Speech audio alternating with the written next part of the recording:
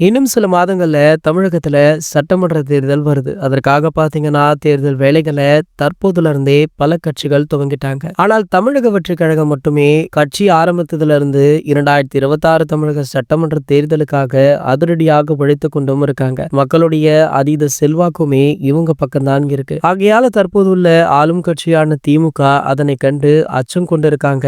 மேலும் பாத்தீங்கன்னா, பல கட்சிகளை பயத்துல கூட்டணியுமே வச்சிட்டு இருக்காங்க. சமீபத்துல கூட கேப்டன் விஜயகாந்த் அவர்களுடைய தேமுதிக கட்சியை கூட்டணி கழித்து அது வெற்றிகரமாக நடைபெற்றுள்ளது. சமீபத்துல பாத்தீங்கன்னா, பிரேமலதா விஜயகாந்த் அவர்கள் ஸ்டாலின் அவர்களுடைய கையால பூங்கொத்து வாங்கி அந்த கட்சியுடன் கூட்டணியை அறிவிச்சாங்க. கேப்டன் கட்சியில உள்ள பலருக்குமே இது அதிருப்தியை கொடுத்தது அப்படின்னு தான் சொல்லணும். கேப்டனை திமுக கட்சி படாத பாடுபடுத்திருக்காங்க. இது ரசிகர்களால இன்றளவுமே மறக்க முடியாத ஒரு விஷயம். சோ அப்படிப்பட்ட கட்சி கூட இவங்க ஏன் கூட்டணி வைத்தாங்க, யாரு கூடயும் கூட்டணி போகாதீங்கப்பா அப்படின்னு தாவேகாவுக்கு அறிவுரை சொன்ன விஜய பிரபாகரன் அவர்களே இப்படி செய்யலாமா அப்படின்னு பலவிதமான கேள்விகள், ட்ரோல்களை தேமுதிக கட்சி தொடர்ந்து சந்தித்து கொண்டும் இருக்கு. இந்த நிலையில பாத்தீங்கன்னா, நீங்க என்னடா கட்சி கூட்டணி அறிவிக்கிறீங்க, நான் அறிவிக்கிறேன்டா அப்படின்னு சொல்லி தளபதி விஜய் அவர்களுடைய தமிழக வெற்றி கழகத்துல தமிழகத்துடைய 5 மிக பெரும் கட்சிகள் கூட்டணி அமைக்க போவதாக ஒரு செய்தி தற்போது சமூக வலைதளங்கள்ல படு வைரலுமே ஆகிட்டு இருக்கு. இது வரைக்குமே பாத்தீங்கன்னா,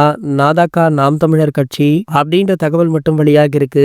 மீதமுள்ள 4 கட்சிகளை சர்ப்ரைஸ் ஆக வச்சிருக்காங்களா? சோ இந்த தகவல் அதிகாரப்பூர்வமாக வெளியாகவில்லை அப்படின்னாலுமே ஓரிரு நாட்கள்ல இந்த அறிவிப்பு கண்டிப்பாக தமிழக மக்களுக்கு அதிர்ச்சியை கொடுக்கும். மேலும் ஆளும் கட்சிக்கு மிக பெரிய அடியாக இருக்கும் அப்படின்னு எதிர்பார்க்கப்படுது. இது போன்ற செய்திகளை பத்தி நீங்க உடனே தெரிஞ்சுக்க நம்மளுடைய சேனலை மறக்காம சப்ஸ்கிரைப் பண்ணிக்கோங்க.